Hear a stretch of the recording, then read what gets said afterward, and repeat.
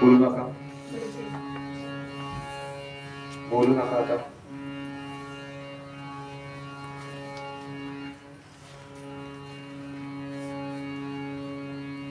तीन वेळेला सामूहिक ओंकार.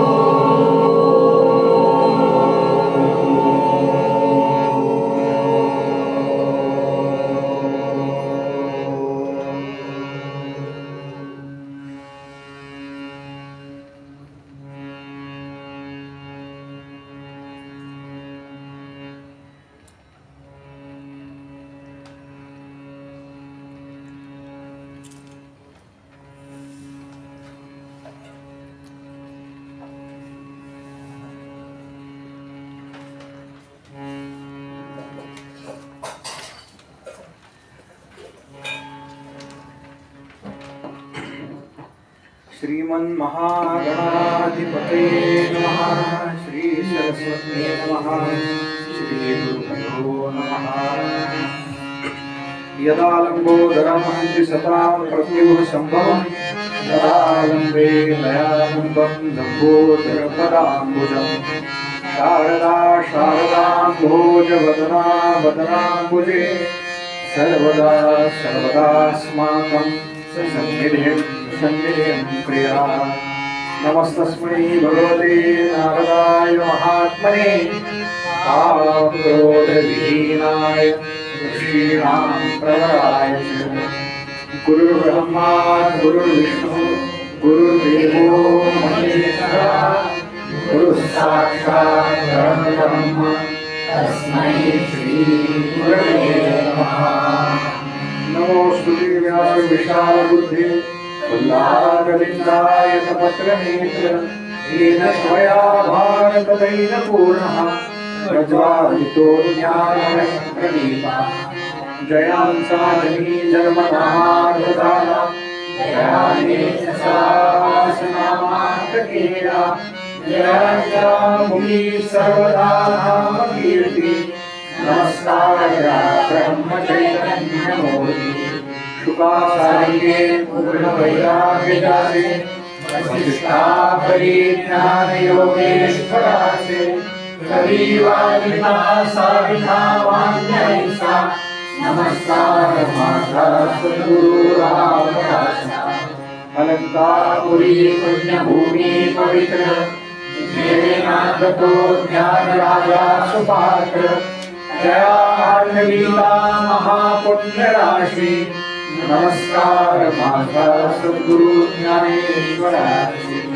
समचरण सरोजं सागरनीलाम्बुदाहं जगन्निहितपाणिं मण्डनं मण्डनानां तरुणतुलसीमाला कन्धरं कञ्जनेत्रं ससलयधवलहासं विठ्ठलं चिन्तयामि. कैलासरामा शिवचन्द्रमौळी मणिप्रमाथा भृगुटीधराय कारुण्यसिन्धो भवदुःखहारी शम्भो मजघोरकारि. मूकं करोति वाचालं पङ्गुं लङ्घयते यत्कृपातमहं वन्दे परमानन्दमाधवम्. वसुदेवसुतं देवं कंसचाणूरमर्दनं देवकी परमानन्दं कृष्णं वन्दे जगद्गुरुम्. कृष्णाय वासुदेवाय हरये परमात्मने प्रणतक्लेशनाशाय गोविन्दाय नमो नमः. शान्ताकारं भुजगशयनं पद्मनाभं सुरेशं विश्वाधारं गगनसदृशं मेघवर्णं शुभाङ्गं लक्ष्मीकान्तं कमलनयनं योगिभिर्ध्यानगम्यं वन्दे विष्णुं भवभयहरं सर्वलोकैकनाथं। गोपाल कृष्ण भगवान की जय, गोपाल कृष्ण भगवान की जय, गोपाल कृष्ण भगवान की जय।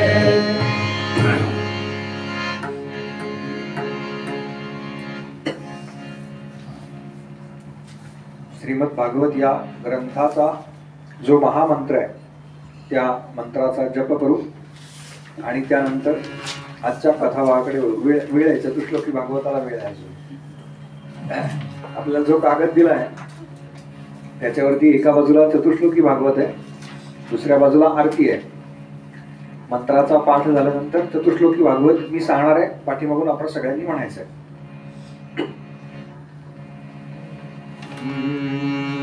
हरि ओम नमो भगवते वासुदेवाय।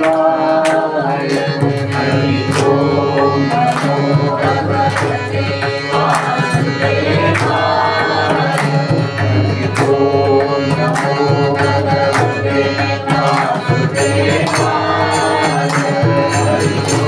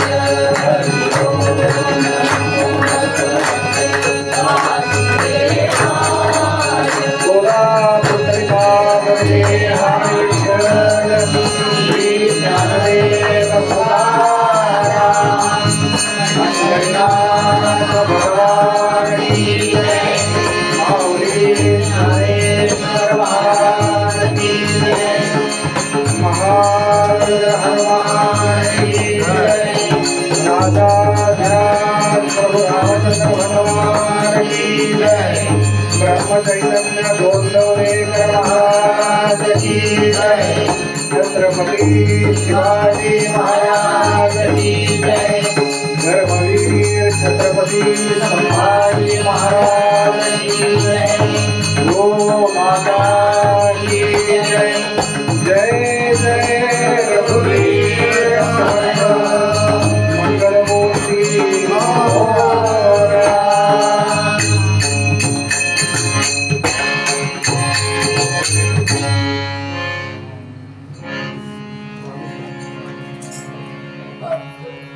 अनेन प्रियतां देवो भगवान् जानकीपतिः श्रीरामचन्द्र पूर्वेषाम् अस्माकं कुलदैवतं श्रोता वक्ता श्रीराम समर्थ श्रीराम समर्थ श्रीराम समर्थ। जय जय रघुवीर समर्थ।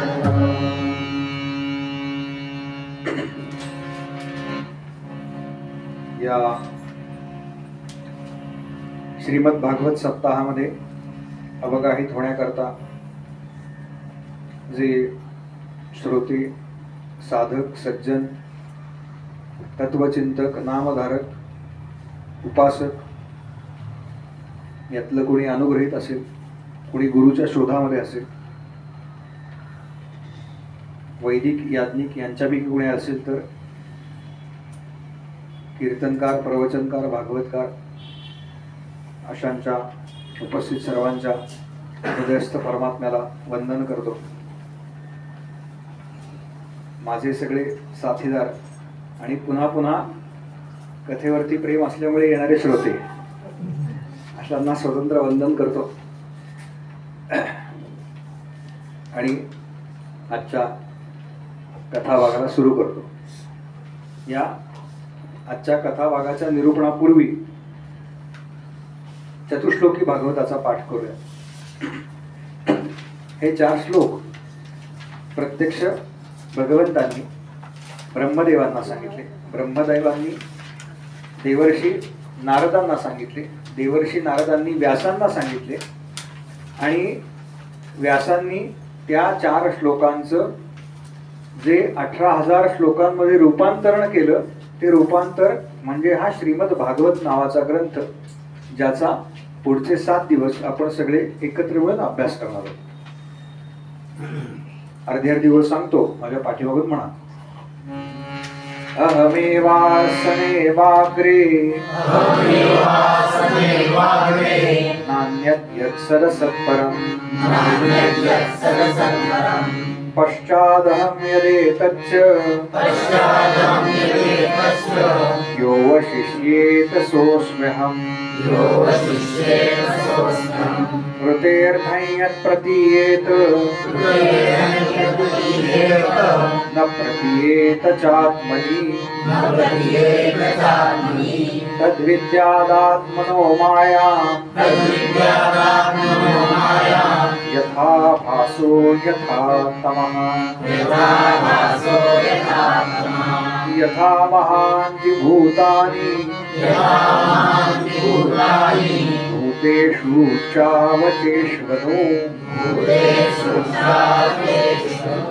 प्रविष्टान्यप्रविष्टानि तथा तेषु न तेष्वहम् एतावदेव जिज्ञास्यम् तत्त्वजिज्ञासुनात्मनः अन्वयव्यतिरेकाभ्याम् यस्यात् सर्वत्र सर्वदा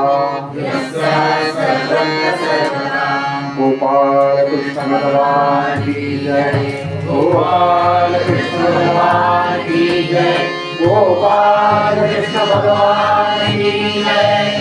भगवंत म्हणतात या चराचर सृष्टीच्या निर्मितीपूर्वी जे काही अस्तित्वामध्ये होतं ते मीच आहे। या सृष्टीमध्ये जे काही अस्तित्वात आहे ते सुद्धा मीच आहे। आणि या चराचर सृष्टीचा लय झाल्यानंतर जे काही शिल्लक राहील ते सुद्धा मीच आहे, असा या पहिल्या श्लोकाचा अर्थ आहे। पुढच्या श्लोकामध्ये भगवंत सांगतात की ज्याप्रमाणे दृष्टीदोष झाला असता, म्हणजे चष्म्याचा नंबर चुकला थोडक्यात। कुठे काकांकडे सत्ता होता ना, तेव्हा माझा चष्म्याचा नंबर मॅच होत नव्हता बरं का।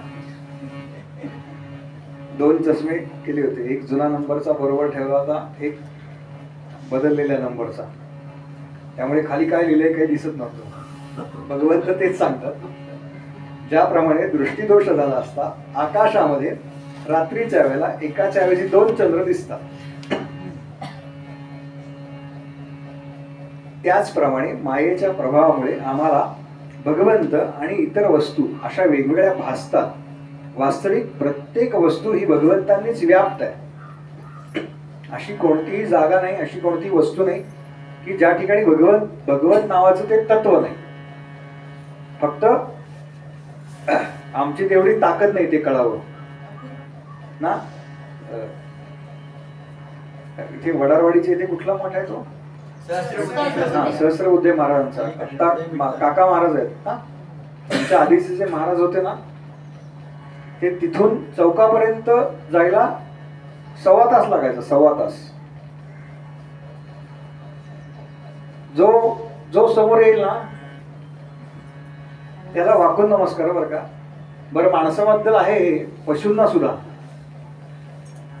आज सुद्धा तो जो उत्सव काळ होतो ना तिथे, तर श्री स्वामी समर्थ जय जय स्वामी समर्थ असा मंत्रपठण चालतं उत्सव काळात। त्यांच्या 7 दिवस असतो तो, 7:45 ते 8:45 सकाळी असा। सगळ्यांना नाही जाता येत, काही ओळख असेल तरच आधी नाव नोंदणी करायला लागते।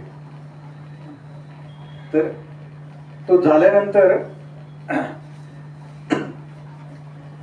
जे आधी होते ना गादीवरती, ते केर काढायचे बरं का तिथला सगळा, आणि ते जमा करायचे सगळं रोज। त्यांना विचारलं एकाने बरं का, हे काय करता तुम्ही? तर ते म्हणाले, जिथे भगवंतांचं नामस्मरण चालतं ना तिथे कोणते कोणते संत येतात तुम्हाला कल्पना आहे का? एखाद्या संतांच्या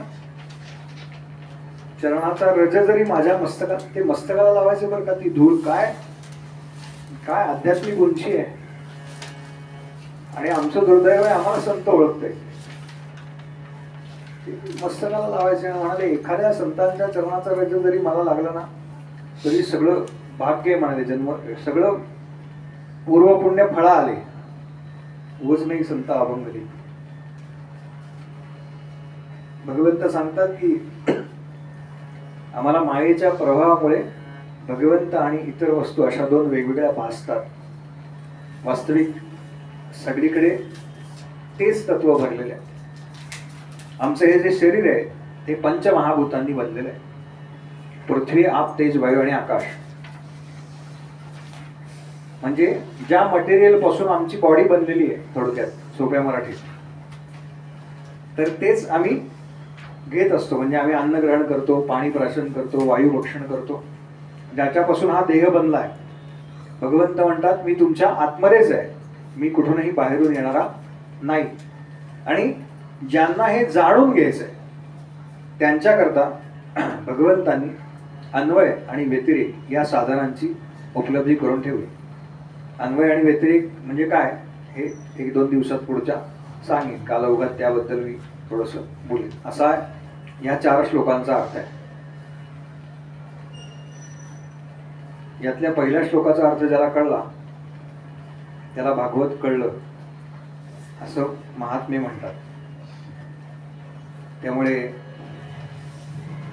आणि या चतुश्लोकी भागवतावरती सप्ताह करताय तो बरं का. एवढं ताकद याच्यातनंच 18,000 आहेत ना पुढचे. आणि श्रीमद भागवत हा असा ग्रंथ आहे की ज्या ग्रंथाच्या रचनेपूर्वी त्याचं महात्म्य लिहिलं गेलं, ज्याला आपण फलश्रुती म्हणतो की नाही, ती कधी लिहितात, कधी सांगतात फलश्रुती? सत्यनारायणाची पूजा झाली आपली, किंवा अगदी अथर्वशीर्ष, फार नको पूजा बिजा म्हणजे बाहेरचं कोणीतरी आलं, अथर्वशीर्ष म्हणतो ना आपण, मग ते यम काय ते मी म्हणत नाही फलश्रुती, त्यामुळे मला पाठ नाही त्या सगळ्या फलश्रुती. हा सर्व लभते, ते जोपर्यंत सर्व लभते नाही होते ना तोपर्यंत शंकराचार्य म्हणतात तसं पुनरपी जननम पुनरपी मरणम पुनरपी जननी जठरे शयरम आहे. त्यामुळे ज्यांनी आता आपला निम्मा टप्पा पार केलाय त्यांनी फलश्रुती टाळा बरं का. ही वयानं लहान आहे पण गादीचा अधिकार घेऊन सांगतोय, व्यासांच्या गादीवर बसलो म्हणून सांगतोय, फलश्रुती टाळा म्हणणं. नाहीतर मग पुन्हा म्हणजे आपण सगळे श्रीमद भागवत श्रवण करणारे आहोत म्हणून बाहेरच्यांना काही हे सांगायला जायचं नाही. आपली गडबड तिथे होते, आपलं आचरण कमी आणि तसं नाही बरं का. आधी आपण स्वतः आचरायचं मग सांगायचं. त्यामुळे त्याच्या आधी म्हणजे श्रीमद भागवत हा ग्रंथ होण्याच्या पूर्वी भागवताचं महात्म्य लिहिले गेलेलं आहे. 2 प्रकारांनी श्रीमद भागवत हा ग्रंथ सांगितला जातो, 2 परंपरा म्हणून ज्याला. एक म्हणजे आधी महात्म्य सांगायचं आणि मग ग्रंथात काय लिहिले ते, किंवा दुसरा प्रकार आहे की आधी ग्रंथात काय लिहिले ते आणि मग महात्म्य सांगायचं, अशी एक परंपरा आहे. पण महात्म्य आधी का सांगायचं, तर भागवत हे श्रवणाचं शास्त्र आहे. म्हणजे श्रवण कसं करावं हे सांगणारा हा ग्रंथ आहे. शेवटच्या दिवशी जर सांगितलं मी की श्रवण कसं करावं तर म्हणाल तुम्ही आधी का नाही सांगितलं. पहिल्या दिवशी सांगितलं असतं तर काहीतरी प्राप्ती झाली असती ना.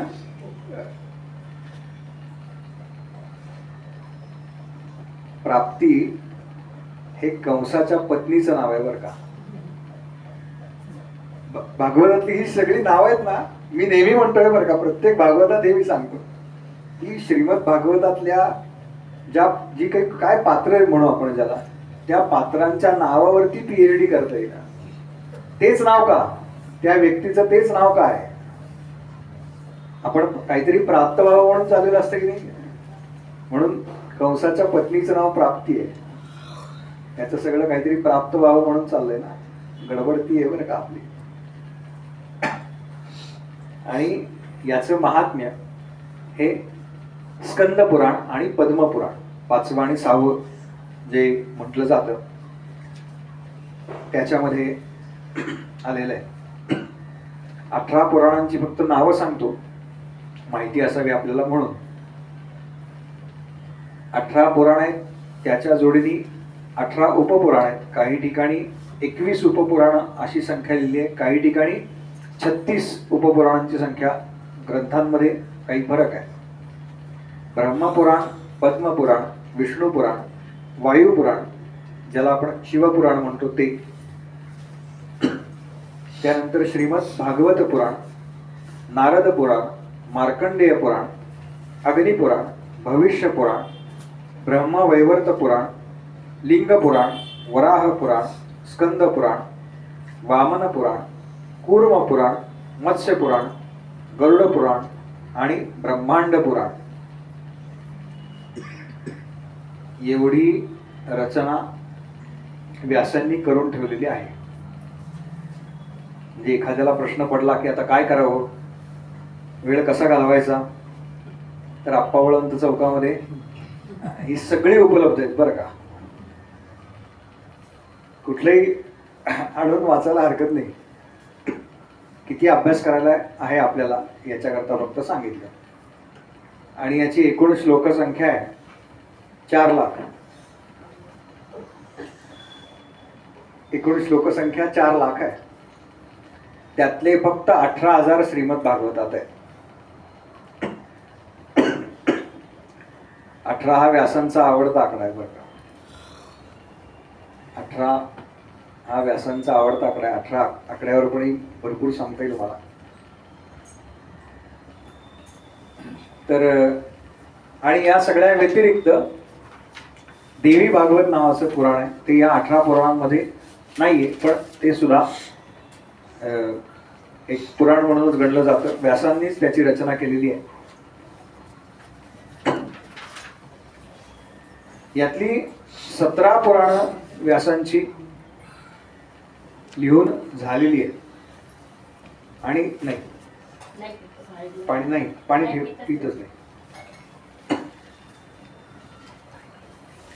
17 पुराणांची रचना करून झाली आणि तरी सुद्धा व्यास अस्वस्थ आहे. व्यासांना वाटतंय की काहीतरी राहिलंय, काहीतरी राहिलंय. आपलं बरोबर उलट असतं बरं का. आपल्याला वाटतं किती काय काय केलंय मी, केवढं काय काय केलं आणि आता काय राहिलंय माझ्याकडनं करायचं. आपलं बरोबर उलट आहे बरं का. पण व्यासांनी लौकिकातलं काही केलं नाही ना. आपली धाव असते ती लौकिकातल्या गोष्टींकडे असते. म्हणून मग हे जे भागवत आहे त्याचं महात्म्य ज्या स्कंद पुराण आणि पद्मपुराण अशा 2 पुराणांमध्ये येतं. ही स्कंद पुराण आणि पद्मपुराण जी आहेत ही ज्याला परिशिष्ट असं म्हटलं जातं. म्हणजे पुस्तक असतं बघा मोठं किंवा आपला अभ्यास असं, त्याच्या मागे जे लावलेलं असतं ना, हे कुठनं घेतलंय, हे कुठनं घेतलंय किंवा हे कशात आहे काय आहे, त्याला परिशिष्ट असं म्हणतात. त्याची श्लोकसंख्या 81,000. म्हणजे त्याचा आवाका किती आहे हे जरा आपल्याला कळावं म्हणून सांगितलं बरं का. त्यातल्या महात्म्याचा पहिला श्लोक असा आहे. सच्चिदानंद रूपाय विश्व उत्पत्त्यादि हेतवे तापत्रय विनाशाय श्रीकृष्णाय वयं नमः. श्रीकृष्णाय वयं नमः. श्रीकृष्णाय वयं नमः. श्लोकसंख्या दिलेली आहे. 88,000 ऋषी नैमिषारण्य नावाच्या अरण्यामध्ये एकत्र झाले आणि ते एक यज्ञ करतायत, सत्र करतायत. सत्र याचा अर्थ एखादा विशिष्ट प्रयोग जो आज सुरू केला की पुढची 1000 वर्ष चालेल सातत्यानं, याला सत्र म्हणतात.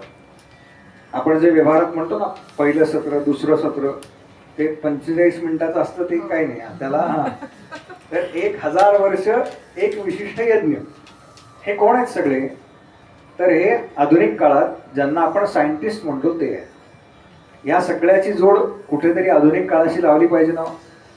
नाहीतर मग ते पुराणातली वानगी, पुराणात वानगी असा शब्द आहे बरं का, आपण वांगी म्हणतो, तसं नाहीये. वानगी असा शब्द आहे, वानगी दाखल असाच शब्द आहे. असे एकत्र जमले आणि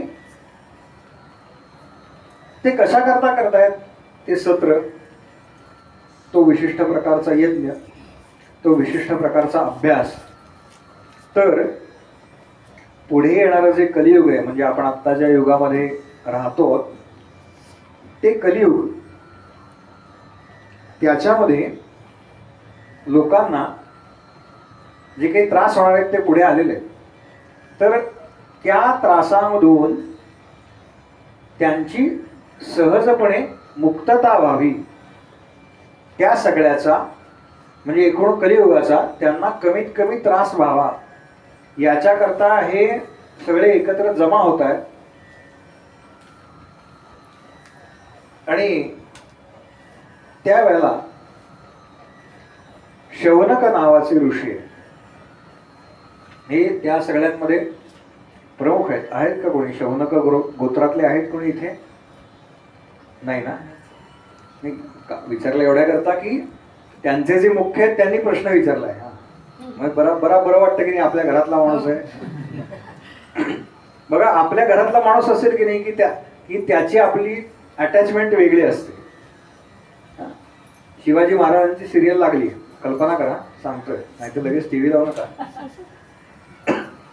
शिवाजी महाराजांची सिरियल लागली, पण शिवाजीचं म्हणजे त्या पात्राचं काम करणारा बाल शिवाजी अगदी नुकतीच सुरू झाली आहे, आणि काम करणारा जो आहे ना तो आपला मुलगा आहे किंवा आपला नातू आहे. आणि आता आपण सिरियल बघायला बसलोय, बघा बदलतो की नाही लगेच संदर्भ. हा, काय ती लुटूपुटूची लढाई असेल, आपण खाली गेल्यावर महिला मंडळात सांगणार की नाही, हा माझा नातू आहे, माझा आहे. ही गंमत आहे बरं का, तो माझा आहे म्हटल्यावरती गंमत आहे. म्हणून मी विचारलं बरं का की शौनक गोत्रातलं कोणी आहे का? माहेरच आहे बघा. वा, त्या म्हणल्या आधी कसं सांगायचं. तुमच्या घरी सांगा बरं का, बंधू किंवा कोणी असेल तिकडचं तर त्यांना सांगा की आपलं कुळ ज्यांच्यापासून सुरू झालं ना माहेरचं ते मुख्य शौनक. त्यांनी प्रश्न विचारलाय म्हणून कळलंय बरं का हे पुढचं. त्यांचे अनंत उपकार आहेत आपल्यावरती. आणि ते म्हणाले की म्हणजे सकाळच्या वेळेला यज्ञ याग आहेत, काही एक्सपेरिमेंट सकाळी करायचे थोडक्यात, काही संध्याकाळच्या वेळेला करायचे. त्यातले जे मंत्रोच्चारण आहे ते सकाळच्या वेळेला सूर्योदयापासून काही काळापर्यंत. मधल्या वेळेला विश्रांती आहे. 1 ते 4 काही करत नाहीये. हा, एकाने मला विचारलं पुणेकर आहेत का ते? म्हटलं पुण्यात काही ऋषी गेले असतील, त्यांनी सांगितलं असेल म्हणाले 1 ते 4 विश्रांती. आणि त्यांनी बघितलं बरं का की सूतजी आहेत त्यांना आपण विचारू की हा जो मधला वेळ आहे ना, ह्यात तुम्ही आम्हाला असं काहीतरी सांगा, पण काय सांगा. तर ते म्हणाले, अज्ञान ध्वांत विध्वंस कोटी सूर्य समप्रभ सूताख्या हि कथा सारम मम कर्णरसायन. असं काहीतरी सांगा की ज्याच्यामुळे अज्ञान वा भागवताला स्वर्गामधून देवता येतात बरं का, असा उल्लेख आहे. मी सांगणार आहे तो, तर त्याच्या आधीच ते आलेले आहेत. आणि हा अनुभव मला कुटे काकांकडे पण आलेला आहे. कुटे काका होते, कुटे काका तर आहेतच, दंडवते काका काकू आहेत, जोशी काका होते भागवताला मागच्या, ते याला पण होते बरं का, विमाननगरला. बरं गंमत सांगतो, विमाननगरच्या तिथली त्यांनी घर बदललं. आधी ते एअरपोर्ट जवळ अगदी राहायला होते. ते म्हणले की अहो फार त्रास होतो म्हणून आम्ही जरा आता लांब राहायला आलो. मी त्यांना गाडीनं जाताना विचारलं ते न्यायला यायचे किंवा आता येतो का विमानांचा आवाज? नाही म्हटलं आता अजिबात येत नाही. आणि त्या दिवशी बरोबर बरं का जवळजवळ 3-4 मिनिटं चालू होतं ते सगळं. आम्हाला थांबायला लागलं काही काळ. येतात बरं का, कथामृत आहे ना ते, त्याच्याकरता देव येतात. अज्ञान अंधकार ज्याच्यामुळे दूर होईल आणि ते दूर करण्याचं तेज कशामध्ये, तर कोट्यावधी सूर्य एकत्र केले की त्यांचं जेवढं तेज होतं ना तेवढं तेज त्या ज्ञानामध्ये आहे. ज्ञान सर्वात श्रेष्ठ मानलंय बरं का सगळ्यांनी. विद्वान सर्वत्र पूज्यते. बघा व्यवहारात बघा, इथलंच सांगतोय असं नाही. 10वी दोघं मित्र आहेत, अगदी काय पहिलीपासून बरोबर आहे, पण जो पहिलीपासून अभ्यासामध्ये अधिक कष्ट घेतो, उत्तम शिक्षण घेतो, त्याचा सेकंड हाफ चांगला की नाही हो? आपण व्यवहारातलं बघू, लौकिकातलं बघू ना, त्याला चांगल्या चांगल्या ऑफर्स येतात की नाही. याचं पॅकेज जास्त असतं की नाही. दुसरा आपला जर चकाट्या पेटत असेल, त्याला ते काय नवनिर्माण करण्यातच इंटरेस्ट असेल, तर तो काय फक्त फ्लेक्स लावणार, वेगळं काही होणार नाही. खाली फ्लेक्स लावला ना, त्याच्यावरनं मला आठवलं का तो मुलगा माहिती आहे मला. त्याचा फोटो बघितल्यावर मी मनात म्हणलं की याला अजून चड्डी घालता येत नाही नीट. काय ते राजकारणी लोक त्यांच्या मागे लागून काही होणार नाही बरं का.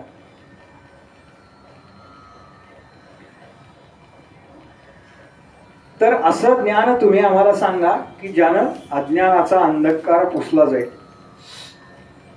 भक्ती, ज्ञान आणि वैराग्य यांच्यामुळे प्राप्त होणारा विवेक वृद्धिंगत कशामुळे होईल, आणि या कलियुगामध्ये मनुष्याला शांती कशाने प्राप्त होईल.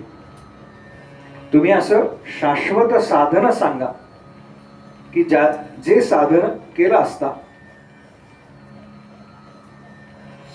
सर्वांचं कल्याण होईल आणि भगवान श्रीकृष्णांची प्राप्ती आम्हाला होईल. असे प्रश्न विचारले. आणि आता त्या सूतांना आसन दिलं. आसन म्हणजे काय, तिथल्याच एका झाडाच्या पारावरती सगळे काही वर बसवलं आणि म्हणाले तुम्ही सांगा आता काय, तुम्ही सांगा. 88,000 जण आहेत बरं का, संख्या 88,000 सांगितली. आणि गंमत अशी आहे की प्रत्येक जण सांगतोय की तुम्ही काहीतरी सांगा मला ऐकायचंय, तुम्ही काहीतरी सांगा मला ऐकायचंय, तुम्ही काहीतरी सांगा मला ऐकायचंय. आपलं बरोबर उलट असतं बघा. आपल्याला दुसऱ्यांना काहीतरी ऐकवायचं असतं. काय इथे उलट आहे. परमार्थात असं असतं बरं का. परमार्थात ऐकावं लागतं. आणि आमचे एक गुरुजी म्हणतात की जो भरपूर ऐकतो ना, जो भरपूर ऐकतो तो व्यासपीठावर बसला ना की लोक त्याचं ऐकतात म्हणाले. म्हणून भरपूर ऐका. भागवत हा एक श्रवणाचं शास्त्र आहे बरं का. राजा परीक्षित कशानं मुक्त झालाय? फक्त आणि फक्त श्रवणानं मुक्त झालाय. आणि दुसरी अजून एक गोष्ट आहे भागवतातली. जसं मी भागवतातल्या नावांबद्दल सांगितलं तसंच भागवतात अजून एक गोष्ट आहे. भागवतातले जे सगळे जण आहेत ना, जे जे कोण कथा सांगते, जे जे कोण उपदेश करते, हे सगळे जण खरं बोलतायत बरं का. यातलं कोणीही असं म्हटलेलं नाही की हे मी सांगतोय, हे मी कुठेतरी ऐकलंय, हे माझ्या गुरूंनी मला सांगितलंय ते मी तुला सांगतोय, मी या सभेमध्ये होतो, मी या कथेला उपस्थित होतो ते मी तुला सांगतो. एकही जण असं म्हणत नाही की हे माझं आहे, हे सगळे शोध मला लागले नाही. बरं, तो भावच नाहीये भागवतातल्या कोणाचा. आणि सूत म्हणाले की या कलियुगामध्ये तुम्ही जे प्रश्न विचारले, अजून काही प्रश्न आहेत या सगळ्यामध्ये, तर या सगळ्या प्रश्नांवरती उपाय म्हणून मी तुम्हाला एक कथा सांगतो. ही कथा मी कुठे ऐकली आहे, तर जेव्हा राजा परीक्षिताला कथा सांगण्यासाठी शुकदेवजी महाराज आले, तेव्हा त्या ठिकाणी मी उपस्थित होतो आणि तिथे मी ही कथा श्रवण केलेली आहे. नंतर त्यांनी ती शुकदेवांकडे शिकलेली आहे, व्यासांकडे शिकलेली आहे, त्याचा अभ्यास केलेला आहे. तेव्हा ती कथा जेव्हा चालू होती तेव्हा एक प्रसंग घडला. आपण तो फोटो पाहिला असेल. शुकदेवजी महाराज त्या वृक्षाच्या पारावरती बसलेत आणि राजा परीक्षित अगदी चरणापाशी बसलाय बरं का. तो बसलाय, पण आत्ता जसे विमानांचे आवाज आले ना तसे सू सू सू सू सू सू करत विमानं आली बरं का. आणि विमानं एवढ्या मोठ्या प्रमाणावरती आली की त्याच्यामुळे शुकदेवजी महाराज काय बोलतायत हे राजा परीक्षितेला ऐकू येईना, इतका जवळ बसलाय खरं तर तो. आणि कथा थांबली आहे काही काळ, म्हणजे सुरुवात व्हायची आहे. त्यांनी नमस्कार वगैरे केला आणि मला तुम्ही सांगा, आणि सांगायला सुरुवात केली. तेवढ्यात हे सगळं घडलंय. आणि स्वर्गामधून सगळे देवदेवता, देवस्त्रिया उतरल्या, त्या विमानांमधून आल्या होत्या, त्या विमानांमधून उतरल्या आणि त्या प्रत्येकाच्या हातामध्ये एक एक अमृताचा कुंभ आहे. मोठा घडा आहे तो पण फोटो अनेक ठिकाणी दिसतो कधी कधी आपल्याला. प्रत्येकाच्या हातात ते अमृत कुंभ आहे.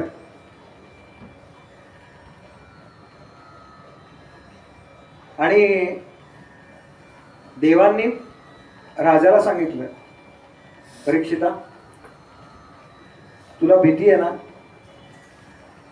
तुला असं वाटतंय ना की आता 7 दिवसांनी तक्षक तुला दंश करेल आणि तुझा मृत्यू येईल.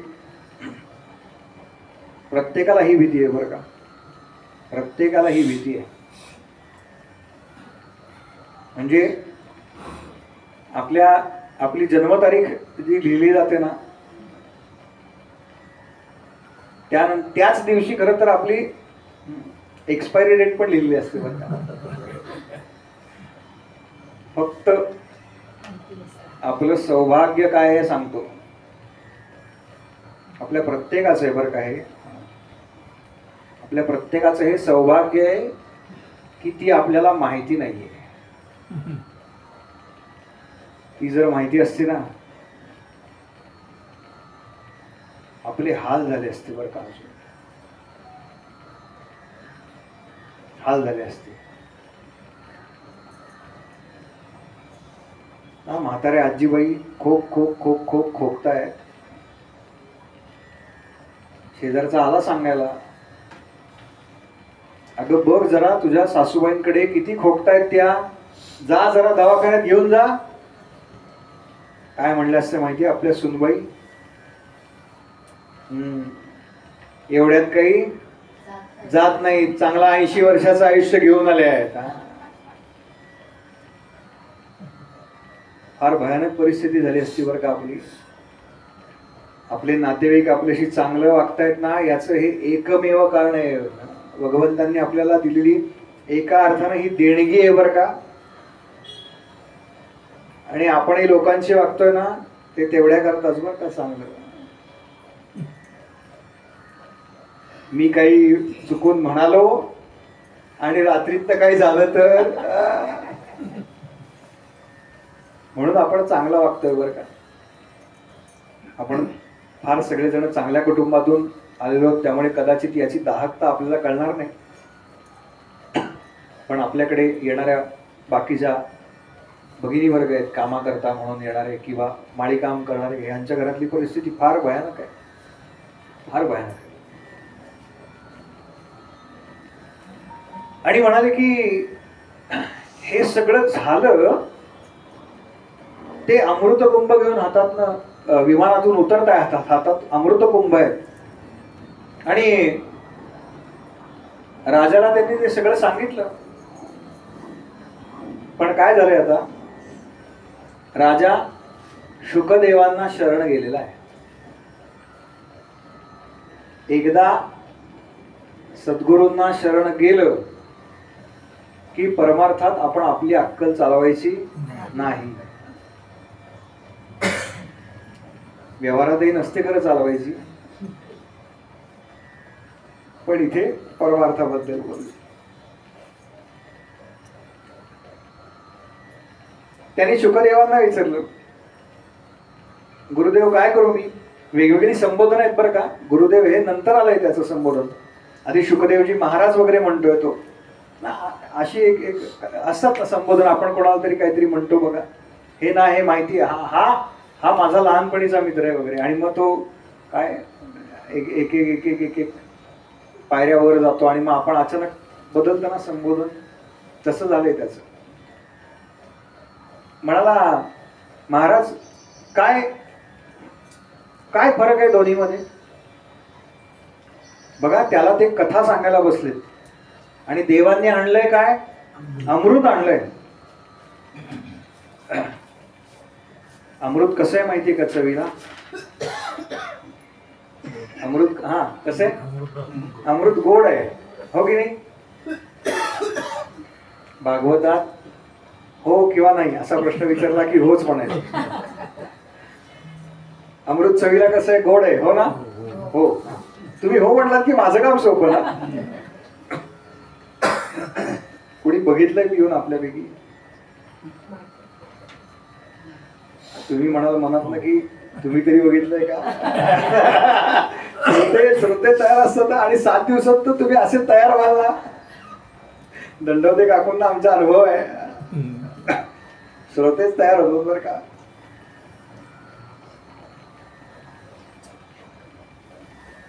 आणि अमृतापेक्षा सुद्धा एक गोड गोष्ट आहे बरं का.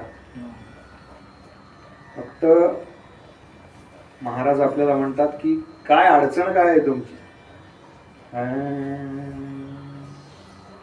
अमृताहुनी गोड नाम तुझे देवा, नाम तुझे देवा. अमृताहुनी गोड नाम तुझे देवा, नाम तुझे देवा. मन माझे केशवा कावान घे, मन माझे केशवा कावान घे. अमृताहुनी गोड नाम तुझे देवा, नाम तुझे देवा. अमृताहुनी गोड नाम तुझे देवा. ज्या अर्थी महाराज म्हणतात ना की ते अमृतापेक्षा गोड आहे, त्यांच्या वचनावरती आपला विश्वास आहे म्हणून आपण म्हणतो अमृत गोड आहे. संतांवरती एकदा विश्वास ठेवला ना की सोप्या होतात गोष्टी. म्हणाले ह्या अमृताने काय होईल आणि कथामृताने काय होईल, फरक काय दोन्हीतला? म्हणाले राजा, स्वर्गीय अमृत जर तू प्राशन केलंस तर तू दीर्घकाळ जगशील. चिरंजीव म्हणजे दीर्घकाळ जगशील. आणि कथामृतानं काय होईल म्हणाले? कथामृतानं राजा तुझी मृत्यूची जी भीती आहे ना ती जाईल. आपल्याला सगळ्यांना ज्या भीतीनं ग्रासलंय ना ती भीतीच जाईल म्हणाले.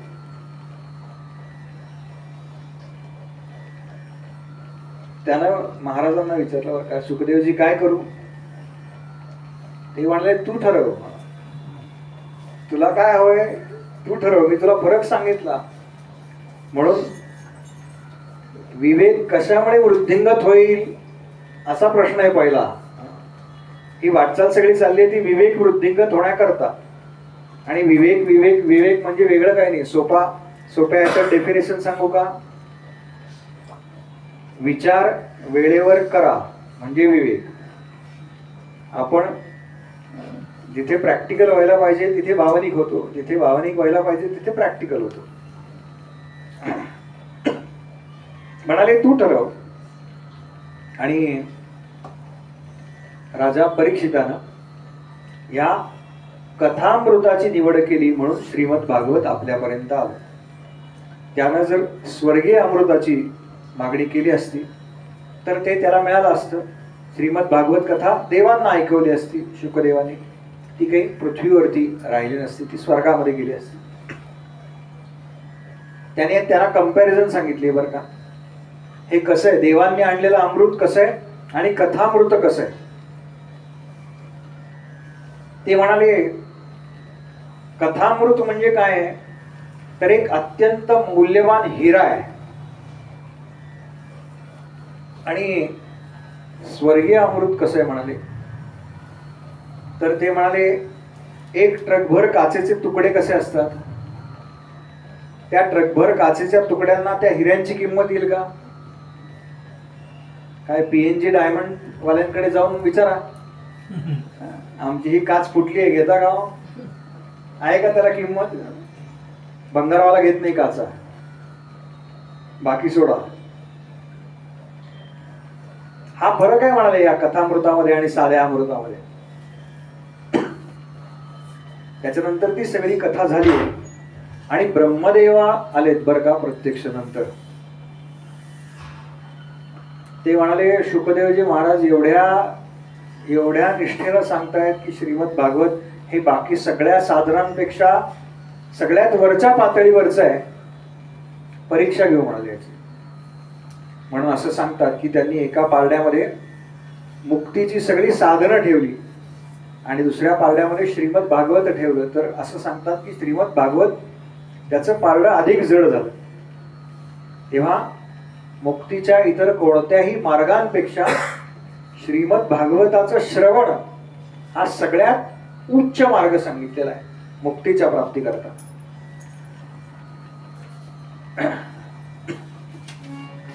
त्या सगळ्याचा सप्ताह विधी सांगितला आणि त्याच्यानंतर एक कथा भागवतामध्ये येते. ती कथा अशी आहे की सनक, सनंदन, सनातन आणि सनत कुमार या सनत कुमारांची एक गंमत आहे. हे सनत कुमार यांचं हे रोज भागवत करतात बरं का. म्हणजे 4 जण आहेत, सनक, सनंदन, सनातन आणि सनत कुमार. एकानं व्यासपीठावरती बसायचं, तिघांनी ऐकायचं. उद्या दुसऱ्यानं व्यासपीठावर बसायचं, उरलेल्या तिघांनी ऐकायचं. असं रोज चाललंय, रोज चाललंय बरं का. रोज एकही दिवस खंड नाही असं सांगतात सनत कुमारांच्या भागवतामध्ये. असे या चौघांना मिळून सनत कुमार असं म्हणतात. ब्रह्मदेवांचे पुत्र आहेत, भगवंतांचा पहिला अवतार सांगितलेला आहे. आपण जे दशावतार म्हणतो भागवतामध्ये 24 अवतार सांगितले, त्यातला पहिला अवतार हा सनत कुमार सांगितलेला आहे.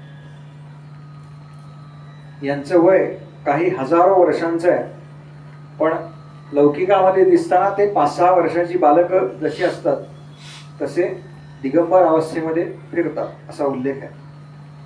हे फिरत फिरत फिरत फिरत एकदा बद्रीनारायण क्षेत्रामध्ये आले होते. आणि त्या बद्रीनारायण क्षेत्रामध्ये आलेले असताना त्यांनी समोर पाहिलं की समोर देवर्षी नारद आहेत. पण नारदांचा चेहरा नेहमी जसा छान असा प्रफुल्लित असतो तसा नाहीये.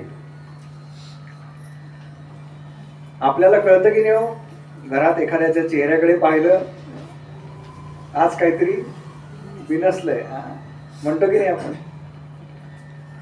तसं नारदांच्या चेहऱ्याकडे पाहून यांना कळलं बरं का की काहीतरी गडबड आहे नारदांची. आणि नारद येरझाऱ्या घालतायत असा उल्लेख आहे. येरझाऱ्या म्हणजे या भिंतीपासून त्या भिंतीपर्यंत, परत त्या भिंतीपासून या भिंतीपर्यंत. वास्तविक येरझाऱ्या मारणं हे प्रापंचिक माणसाचं काम आहे बरं का, संन्यासाचं नाही. ते म्हणाले नारदांना कसलं आलंय टेन्शन नाही का. नारद तर प्रापंचिक माणसाला ठीक आहे, अनेक गोष्टी आहेत त्याला. घरातला अमुक संपलंय, तमुक संपलंय, याची तयारी त्याची तयारी. भागवत कथा म्हणली की केवढी गडबड असते. ते सुरू होईपर्यंत पहिल्या दिवशी तर अधिकच टेन्शन असतं. प्रापंचिक माणसाचं ठीक आहे, सगळं वेळेवर होईल ना, बरं वेळेवर झालं तर माईक सिस्टीम चालेल ना. संन्यासाला कसलं आलंय म्हणाले काळजी. आणि गेले नारदांकडे. नारदांनी नमस्कार केला बरं का. यांनी नमस्कार केला, पुन्हा नारदांनी नमस्कार केला, पुन्हा यांनी केला.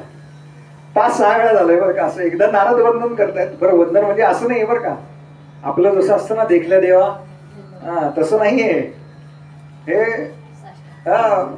उभे राहिले की पुन्हा कोणीतरी थांबायला पाहिजे की नाही. शेवटी नारद म्हणाले की काय करताय तुम्ही. ते म्हणाले तुम्ही नमस्कार केला की आम्ही केला पाहिजे म्हणाले. परत परत फेड करावी लागते ना.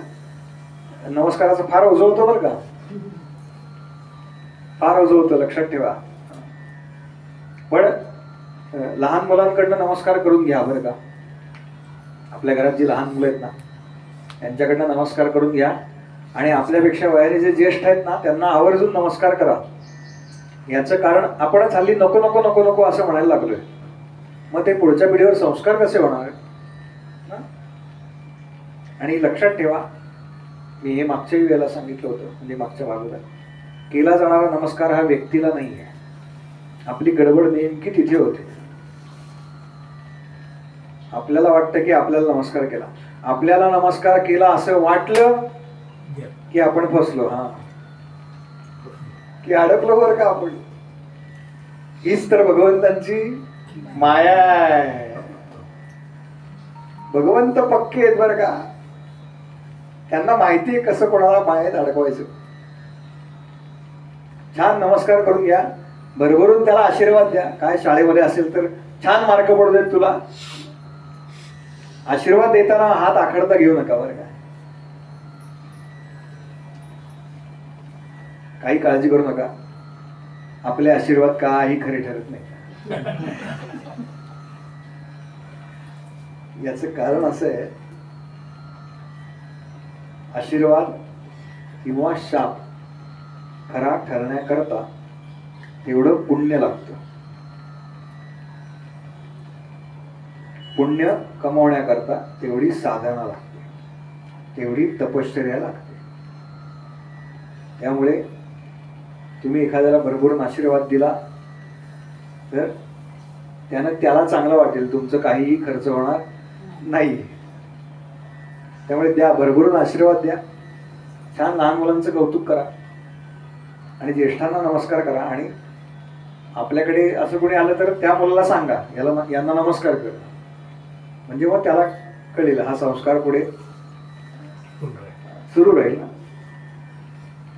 नाहीतर ते काय शेखण वगैरे आहेच की. करोनाच्या काळात कळलं आम्हाला, नको बाबा हात लावायला, हेच बरं आहे आपलं. आणि त्यांनी नारदांना प्रश्न विचारला की देवर्षी, तुमचा चेहरा असा का दिसतोय? नारदांनी जरा सावरलं बरं का स्वतःला. आपण नाही का, तुम्ही असे का दिसताय आज, की आपण लगेच नाही का त्यातल्या त्यात काही नाही जरा. नारद म्हणाले नाही काही नाही. म्हणाले कसा दिसतोय तुमचा चेहरा सांगू का?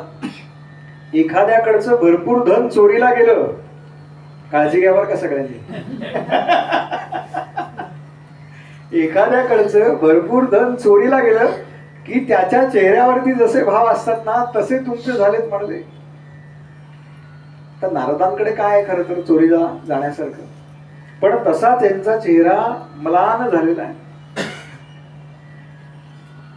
आणि आम्हाला सांगा, आम्ही काही त्याच्यात तुम्हाला मदत करू शकतो. तेव्हा नारद म्हणाले की पृथ्वी हा सर्वोत्तम ग्रह आहे. नारदांचं त्रैलोक्यात भ्रमण चालू आहे बरं का. म्हणून म्हणाले मी पृथ्वीवरती भ्रमणाकरता आलो. भगवंतांच्या ज्या लीला आहेत ती ठिकाणं पाहण्याकरता खरं तर मी आलो. तर वेगवेगळ्या ठिकाणी ते गेले, त्या सगळ्याचा उल्लेख आहे. आणि नारद म्हणतात की मी यमुनेच्या तटावर जाऊन पोहोचलो. कारण भगवंतांच्या यमुनेच्या तटावरती लीला अधिक आहे. पण त्या यमुना तटावरती गेल्यानंतर मला असं एक दृश्य दिसलं की एक स्त्री आणि तिच्या मांडीवरती, अंकांवरती दोन पुरुष झोपलेले आहेत. ती स्त्री तरुण आहे आणि ते जे पुरुष आहेत ते वृद्ध आहेत तिच्यापेक्षा. ते अगदी म्हणजे मरायला टेकलेले आहेत या अवस्थेमध्ये. मी तिथून जात असताना त्या स्त्रीने मला हाक मारली, मला बोलवलं आणि म्हणाली मुनिवर तुम्ही काहीतरी करा, या दोघांना पुन्हा तरुण करण्याकरता तुम्ही काहीतरी करा. नारदांनी विचारलं की तू कोण आहेस? हे तुझ्या अंकावरती झोपलेले दोन पुरुष कोण आहेत? तेव्हा ती सांगते की हे देवर्षी, माझं नाव भक्ती, मी भक्ती आहे. आणि हे माझ्या मांडीवरती जे झोपलेत ते दोघ जण, दुसरे तिसरे कोणी नाही, ती माझी दोन मुलं आहेत. नारदांना आश्चर्य वाटलं, असं कसं शक्य? व्यवहारामध्ये आई वृद्ध आणि मुलं तरुण असायला पाहिजे. इथे बरोबर उलट आहे. मुलं वृद्धापकाळाकडे गेलेली आहेत आणि आई तरुण दिसते त्यांच्यापेक्षा. तेव्हा नारदांनी विचारलं की असं कसं? तेव्हा तिनं सगळा माझा जन्म कुठे झाला, काय उत्पन्ने द्रविडासाहम वृद्धिम कर्नाटके गतः क्वचित क्वचित महाराष्ट्रे, बरं का, क्वचित क्वचित. हे क्वचित क्वचित म्हणताना तिला माऊलींची आठवण आली, बरं का. म्हणाले माऊली झाल्यात ना महाराष्ट्रात, म्हणून म्हणाले क्वचित क्वचित. पुढे सांप्रदायिक लोक काय करतात ते सोडून द्या, आपण बाकीच्या गोष्टींकडे थोडस संतांनी काय सांगितलंय याच्याकडे लक्ष द्यायचं, बरं का. म्हणून काय करायचं, जनाबाई म्हणाल्या वाचावी ज्ञानेश्वरी. जनाबाईंनी दुसरं काही सांगितलं नाही. जनाबाईंचा अभंग आहे, बरं का, ज्ञानेश्वरी वाचा याच्याबद्दल. अशीच सुरुवात आहे. वाचावी ज्ञानेश्वरी, डोळा पहावी पंढरी, मग पुढे काय काय काय काय. ज्ञान होई अतिमूढा म्हणाले. फक्त ज्ञानेश्वरी वाचलीत तरी. वाचली कोणी? हा, पारायणाला जातात का काय? रोज वाचता? 2 अध्याय. वा वा वा, काहीतरी एक पाहिजे बरं का आपलं चालू. रोज पाहिजे, रोज पाहिजे, रोज पाहिजे. स्वामीजी सांगतात ना, आमचे ध्यान चुकवायचं नाही बरं. साधना जी मिळाली ती चुकवायची नाही, रोज पाहिजे. भोजन रोज आहे ना, स्नान रोज आहे ना. एक जण म्हणला नाही स्नान कधीतरीच आहे, मग झोप रोज आहे ना. दिवसभर नाही जमलं 15 मिनिटं तरी करा. काहीतरी साधन आपलं रोज पाहिजे, बरं का. तिनं तो सगळा तिचा प्रवास सांगितला आणि म्हणाले मी जशी जशी गुजरातेकडे गेले, गुर्जरे जीर्णता गता, त्या भागात जशी मी गेले तसं म्हणाले मी तरुण राहिले, पण माझी 2 मुलं आहेत ना ती वृद्ध झाली. आज हे फारच जुनं नाही आहे बरं का, म्हणजे 5,500 वर्षापूर्वी लिहिलं गेलं असलं तरी आजही तीच परिस्थिती आहे. भक्तीची काही कमतरता आहे का? मंदिर आहेत की नाही असंख्य. कार्यक्रम किती मंदिरात होतात? नित्य कार्यक्रम चालू आहेत. अशी किती मंदिर आहेत? इथे मंदिरामध्ये प्रवचन कीर्तन काहीतरी व्हावं, बरं का. देवाची पूजा तर व्हावीच, तीही होत नाही बरं का अनेक ठिकाणी. हल्ली ते जे पुजारी असतात ना, दे आर पेड सर्वंट्स. शब्द एखाद्याला वाईट वाटेल, पण तीच परिस्थिती आहे. ते काय करतात, एक रुमालाचा बोळा आपला ओला करतात, ते सुद्धा आठवड्यातनं एकदा. पुसायची मूर्ती, हार घालायचा छान, ज्या दिवशी वस्त्र बदलायची आहेत ना त्या दिवशी करतात. बाकीच्या दिवशी ते आधीचं निर्माल्य काढायचं, नवीन हार घालायचा, आरती म्हणायची, दुसरं मंदिर, तिसरं मंदिर, चौथं मंदिर. यांचं हेच चालू आहे. मला कोणाला व्यक्तीला दोष द्यायचा नाहीये, पण ही परिस्थिती मंदिरांची आहे. भक्ती भरपूर आहे, पण कमतरता कशाची आहे तर ती ज्ञान आणि वैराग्याची कमतरता आहे. वैराग्य कोणासारखं असावं? शुकासारखे पूर्ण वैराग्य जाचे. आपला तो विषय नाही आता, पण ओघात आलं म्हणून सांगतो. हे असं ओघात आलं म्हणून सांगितलं ना की त्या कथा विस्तार इतका होत जातो ना, राहत नाही. पण काय हातचा ठेवून काही सांगायचं नाही ना. आपण कशा करता करतो हे आपल्याला पक्क असलं की मग त्यात अडचणी येत नाही. शुकासारिखे पूर्ण वैराग्य याचे. पूर्ण वैराग्य म्हणजे काय? का म्हणतात समर्थांना असं? शुकदेवांची कथा आहे. शुकदेव ध्यानाला बसले आणि त्यांचं ध्यान मोडायला त्या काय अप्सरा आल्या. मला आता नाव आठवत नाही, काय रंभा आली असा उल्लेख आहे बहुतेक, कदाचित नाव चुकत असेल. नाही, उर्वशी नाही, रंभाच आहे.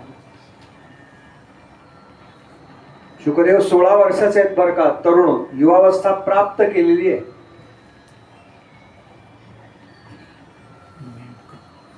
आणि ती म्हणाली दिसायला अत्यंत सुंदर आहे, अप्सरा, रूप सुंदर आहे, शरीर देह सुंदर आहे. ती शुकदेवांना म्हणते, अरे शुका, हे काय वय आहे का तुझं ध्यान धारणा वगैरे करायचं? तू तारुण्यात पदार्पण केलेस. म्हणाले, मी एक तरुणी आहे. शुका, तू तू यथेच्छा माझा उपभोग घे. ती म्हणते बरं का. शुकांनी तिला आधी सांगितलं की अगं हे असं करू नये बरं का, याला पाप म्हणतात.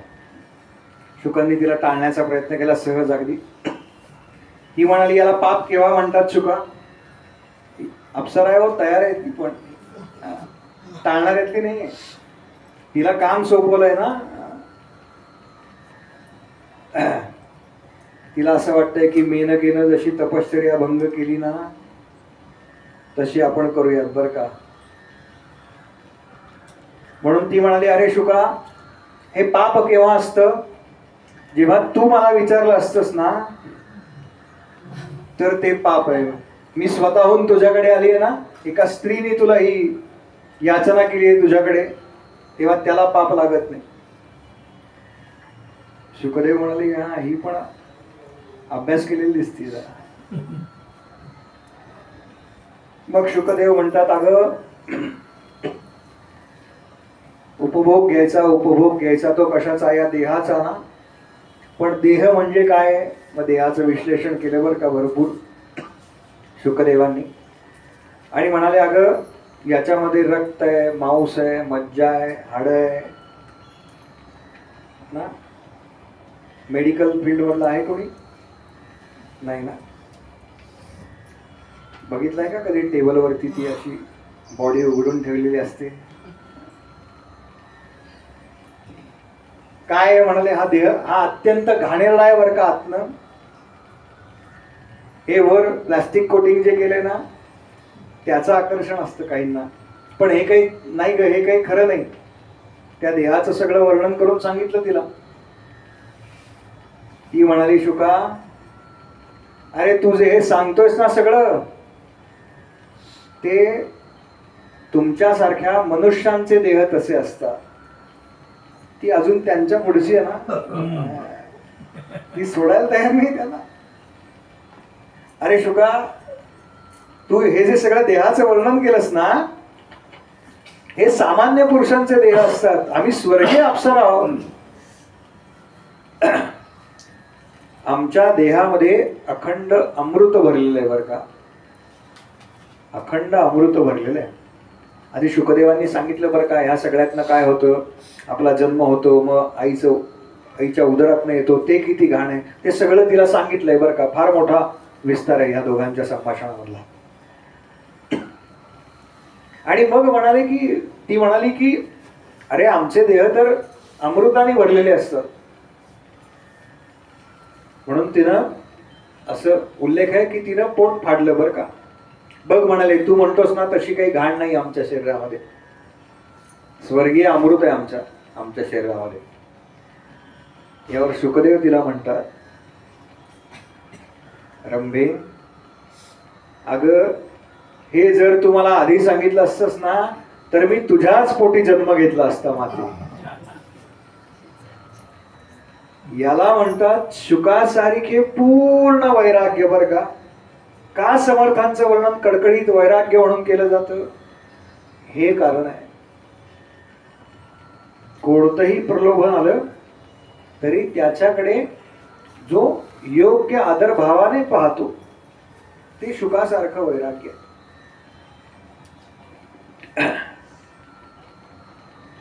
त्या वैराग्याची फक्त कमतरता आहे बरं का कलियुगामध्ये. म्हणून आपण वर्तमानपत्रात जे सगळे वाचतो ना बातम्या, म्हणजे 100 बातम्यांपैकी 90 बातम्या याच प्रकारातल्या असतात. यांनी याचा खून केला आणि अतिप्रसंग. हे त्याच्यामुळे आहे सगळं, वैराग्याची कमतरता आहे. आणि म्हणून वैराग्य वृद्ध झालंय. हे भागवतामधलं प्रतीक आहेत. ही सगळी कथा आहेत म्हणजे प्रतिकात्मक कथा आहेत या सगळ्या. आणि त्याच्यामुळे तिला अत्यंत दुःख झालंय. ती नारदांना म्हणते की आता तुम्ही काहीतरी करा, तुम्ही काहीतरी करा. नारद तिला म्हणले की लगेच करू का कॉफी झाल्यावर करू? आत्ता लगेच सांगू तुला याच्यावरती उपाय का कॉफी झाल्यावर सांगू? ती म्हणाली चालेल, कॉफी झाल्यावर चालेल. मोजून 5 मिनिटं मध्यंतर घेऊ, त्याच्यानंतर पुढचा कथा. गोपाल कृष्ण भगवान की जय, गोपाल कृष्ण भगवान की जय, गोपाल कृष्ण भगवान की जय.